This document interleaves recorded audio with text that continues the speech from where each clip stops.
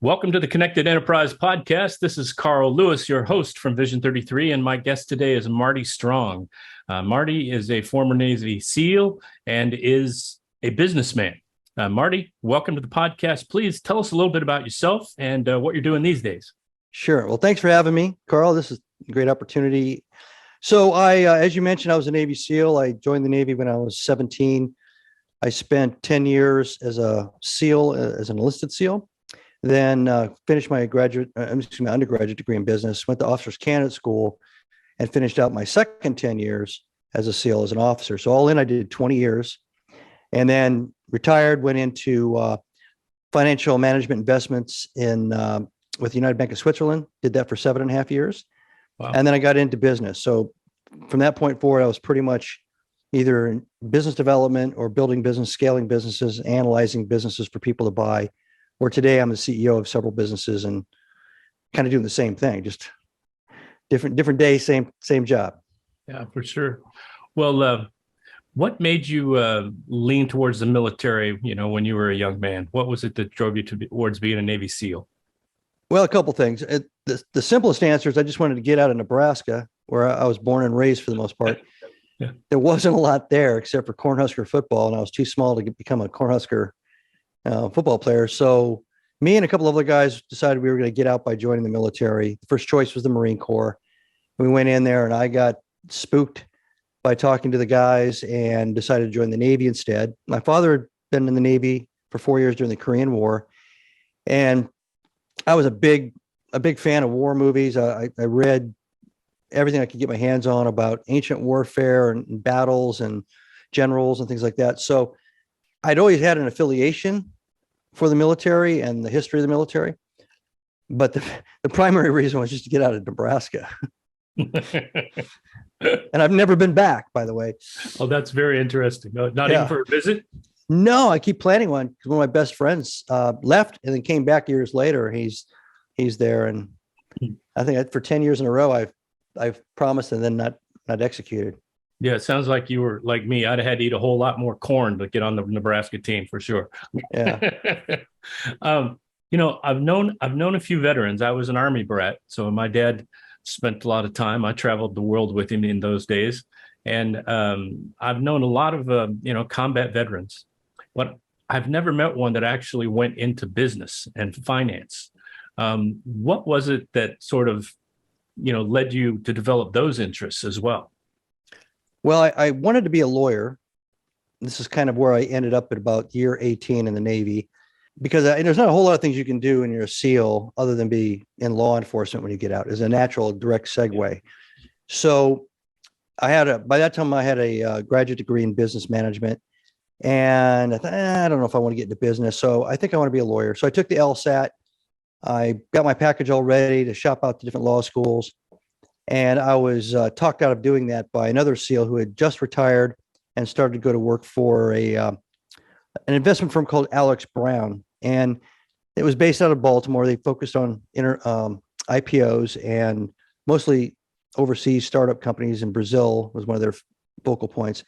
And the guy that was running it, the guy who was the founder, was also a big fan of the SEALs. I had inadvertently found out I put his son through SEAL training when I was there as an instructor. And he was hiring SEALs sight unseen. He'd figure out what to do with us once we got there. So that sounded a lot better than going through 3 years of law school. I had a bunch of little kids and everything. I thought, okay, I'll do that. So I didn't plan to go into investments. I ended up kind of going in there because it seemed like the path of least resistance, which that wasn't the case probably. But so that's how I ended up in the financial industry, right as it was transitioning from very retail, sales, benefits, features, benefits kind of selling techniques. How many shares of stock, how many mutual fund shares could you sell people? And it was shifting into estate planning, long range financial planning, holistic client health, high net worth client breakout as far as the types of clients. And it's two totally different realms. One's like selling cars and the other one is like being an advisor to a family. So That was a good thing for me because it was a good segue. I found I was a lot better at doing that. I built my business through seminars. I had no problem getting in front of people and talking. I did it all the time in the military. And I was off and running. I mean, I liked investing. I liked the idea of investing. I watched the markets. I had a small portfolio of my own I messed with, but mainly I got into it by mistake. And then once I was in there, I liked it. You mentioned something there that the guy that you went to work for was, sort of hiring SEALs sight unseen, figure out what to do with you once you got there. But it's obvious with, his desire to do that and your success since you've gone through all these changes in business, that the experience as a Navy SEAL prepared you for the life you're in now. Can you share with us some of the things that, kind of transfer, big picture things that, from the SEAL life to the business life? I guess the first thing wasn't really, I didn't expect it, but I didn't know how to sell anything to anybody, which was a big requirement because you had to go out and find your own clients and build your own book of clients and basically build your own business from scratch. I didn't know anybody in Maryland where I retired to. I didn't know anybody with money, period, but I didn't know anybody in Maryland. So I found myself in the first couple of days sitting there, not yet in the fetal position, but close, thinking, what the heck did I just do? I don't know how to sell. And, I had an undergraduate degree and a graduate degree in business, and I never learned how to sell. Nobody taught you how to do that in school. So that was a challenge to my kind of SEAL ethos of never quit, never give up, that kind of thing. If you run into an obstacle, either you blast through it, you climb over it, you dig under it, you just blow the whole thing up with some demolitions. That's kind of the way the SEAL mindset is. I was sitting there saying, how do I even become somebody who knows how to sell? And I had little kids, I had bills to pay and all that. So I started just reaching out to everybody that I knew. Do you know anybody that's a salesman? Started talking to people through that outreach, started to get the mechanics down, tried different methods, different techniques, and found out I was pretty good at conceptual sales. And a lot of my natural, I guess, the stuff I learned in the SEALs, mission planning, strategic thinking, those lent themselves to sitting down with somebody and figuring out their future, their investment goals, et cetera. I was trustworthy because I was calm under fire. So if the market was jumping around or stocks, I'd call my clients in, or I'd give them a call and I'd talk to them. Sometimes I had to talk them off the ledge, and I wasn't spooked by that. So that's something that definitely conveyed. So the resiliency, to not give up was a big part of that, the underpinning of all that. And, there's a lot of things that I've been able to leverage and use in regular business, leading businesses, that I couldn't really use in the money management side. But in essence, you're still kind of leading the flock. If you've got, and at one point I had 1,600 individual clients, all 1,600 were depending on me to watch over their little nest egg, whatever it was. And as I mentioned earlier, if they were spooked or their circumstances changed for the better or the worse, I found that I was doing a lot of leading. It wasn't so much therapy. It was more, What's the plan? We have a plan. Let's go over the plan again. Now we're going to change the plan. Why? Let's agree why. Here's the new plan. Let's go. So it's very much the leadership aspects of being a SEAL officer and leader. Interesting. What do you think, the initial fellow that you went to work for that was so open to hiring SEALs, what do you think it was that he saw in them as a collective? Nowadays, I would call it personal and professional scalability. If you can work with raw material that's willing to learn, work long hours to become an apprentice, then a journeyman, then a master, to put in the time, to put in the sweat equity, to be humble enough to listen as a part of that learning experience, and then evolve and then become kind of a powerhouse because they got all these other attributes, right? They're disciplined, they're psychologically resilient, they have natural leadership tendencies one way or the other. Even if they weren't leaders all the time, they know what it looks like and smells like. They saw it. They were led by good leaders and by bad. So the raw material, I think, was clear to that person. He knew exactly what that raw material was. And there's a lot of other, both patriotic and former military CEOs and owners of companies that have that same mindset we do it in my companies. You can bring somebody in, and as long as they're open and intellectually have some intellectual humility, hey, you're starting from scratch. Whatever you were a fighter pilot, you were a superstar SEAL, Green Beret, whatever. That's great. Thank you for your service. What do you know about the GWIZ 5000? And can you take it apart and put it back together again in 10 minutes? Yeah. You know nothing. So let's learn about that, because that's what this job requires. You want to become an expert at this. And I talk to transitioning veterans. I'm going to do that again with some SEALs here. with the SEAL Veterans Foundation later in September. And mine's kind of a tough love speech. It's exactly that. I'll say, show of hands, who's going to tell me how long did it take for you from the day you joined the Navy to the day you consider yourself a SEAL operator? In other words, a professional that other people could count on. And it's somewhere between 2.5 and 3 years. And then I said, great. So that's pretty much the answer. Then I go, okay, how many people in this room think it's going to take only about 4 or 5 months to become master of everything in the new profession you want to jump into? And then they get it. They forget that they had that whole stewardship, that whole mentoring, coaching, apprenticeship for all those years where they went from nothing to something to much better to master. So I have to remind them. And that's also probably the path for anybody that wants to bring in veterans and law enforcement or anybody else that's got those same kind of core attributes, emergency med techs, anybody that's used to sacrificing, focusing on the mission and caring about something outside of their own personal, goals. Yeah. So yeah, it's not unusual. I every now and then I meet with college juniors or seniors and who want to kind of come into my industry, and they'll ask, well, how do I get your job? And I always say the same thing.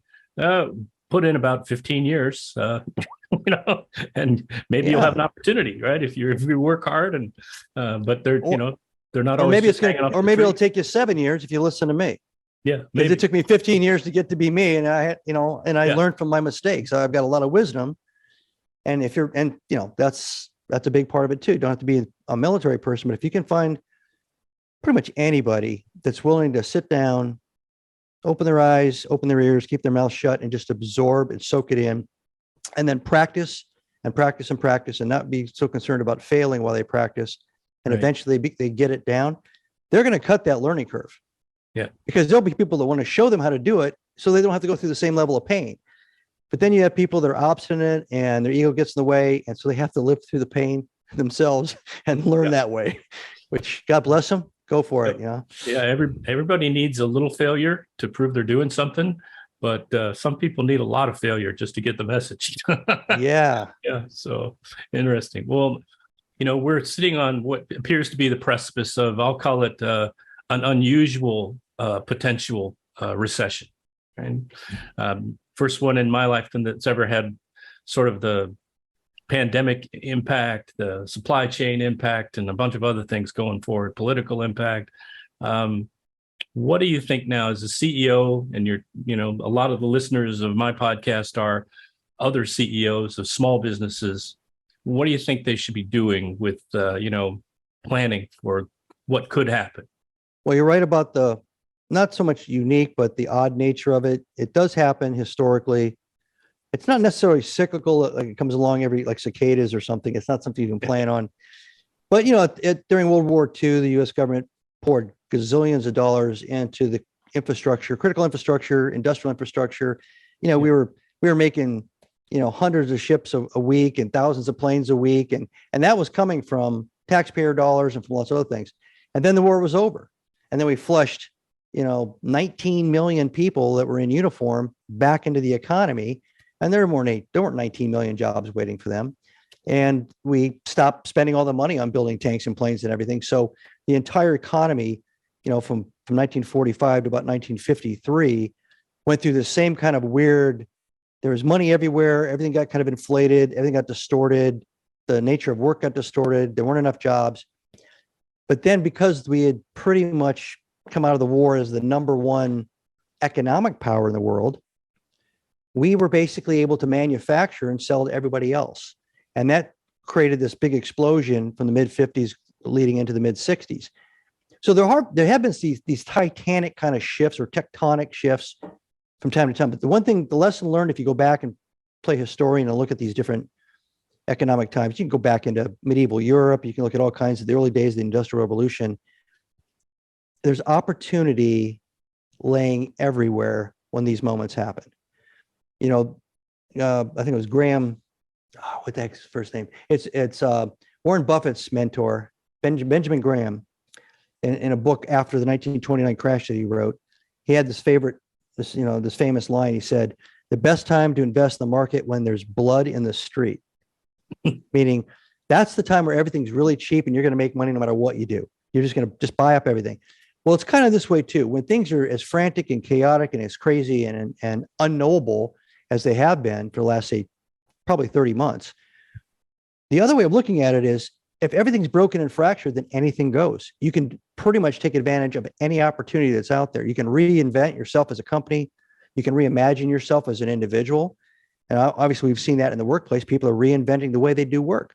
They're doing, the side gig is becoming one of 3 side gigs, and they don't need a W-2 paycheck anymore. So I think that's what you got to do. If you're running a company, and I write about this in both my books, you got to sit down. You've got to get everybody in a room with a whiteboard and say, we know what we've been doing. Let's talk about why that's not going to work anymore. And then once you've done that, realism, not in a denial state. The next thing is, okay, so what would we have to look like right now to take advantage of this situation? And you redesign the company. You redesign products, services, maybe, you go after different markets you never thought of before. That's the way to get through this. It's not, huddling down, shrinking, cutting costs, and then curling up in a ball and just hoping it all goes away and then it'll all go back to the way it was. It's not going to go back to the way it was. Right. But that's the exciting part about it too. Yeah, that's good. I think that's good advice. Yeah, if you're just going to go into your hidey hole, it's, you're going to come out and it's still not going to be, you're going to deal with it later instead of now. That's really all it's going to mean. It is human nature. I mean, what I'm saying, there's a little bit of heroic requirement to do what I just described, but you end up doing it anyway because the other option doesn't change anything. So you either completely quit and walk away, or you come to the conclusion it just means that you may have missed some of the opportunities in the window that say your competitors are jumping through, and they're reinventing and changing the way they're doing business, and you've been waiting for the world to go back to where it was, and it's not going to. But eventually everybody gets forced into the new game plan. So yeah. That reminds me of an old joke that I don't have time to tell. I wish I did. You mentioned a couple of books. Tell us about your books that you've written. Let's see, I have 9 novels. The one series is a SEAL series, follows one character all the way through for 5 books. The 5th book just came out this June. And the other series is science fiction time travel. And it's about basically people going back as warriors trained in the future to go back and experience combat in ancient times of combat when there weren't bullets and you had to fight side by side and eyeball to eyeball.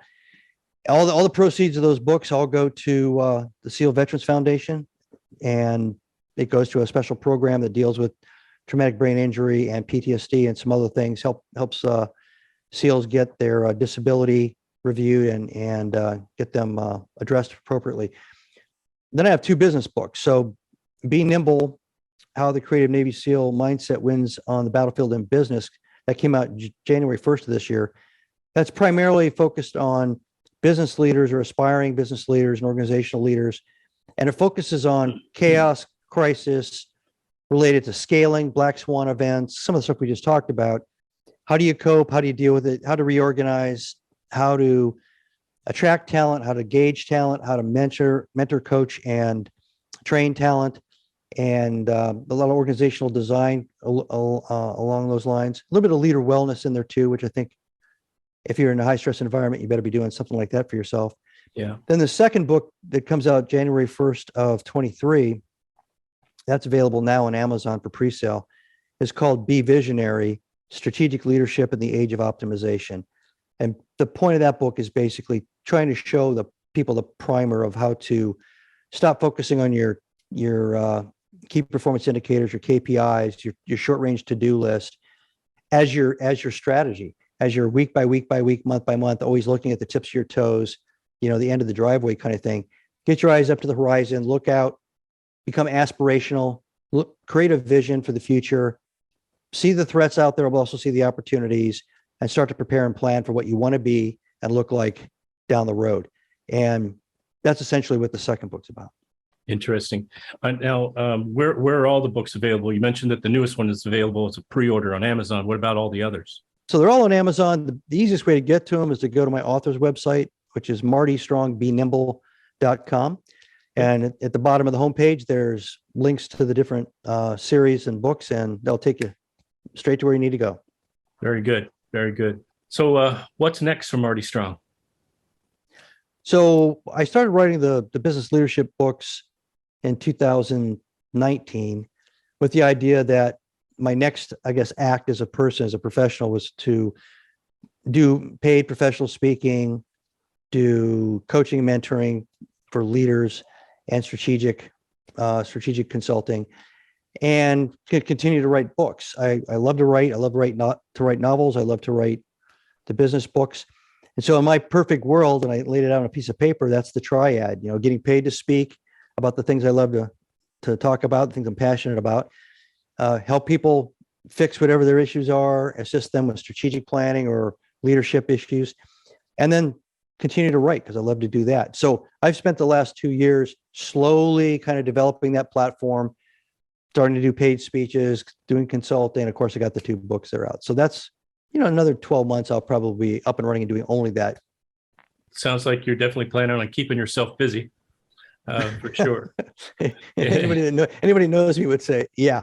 Yeah, I've had that season in my life, and I've transitioned into a little easier going style than I used to have. So I understand the energy that requires. Well, Marty, it's really been great to get to meet you over the last few weeks, and we've had a couple conversations, delightful.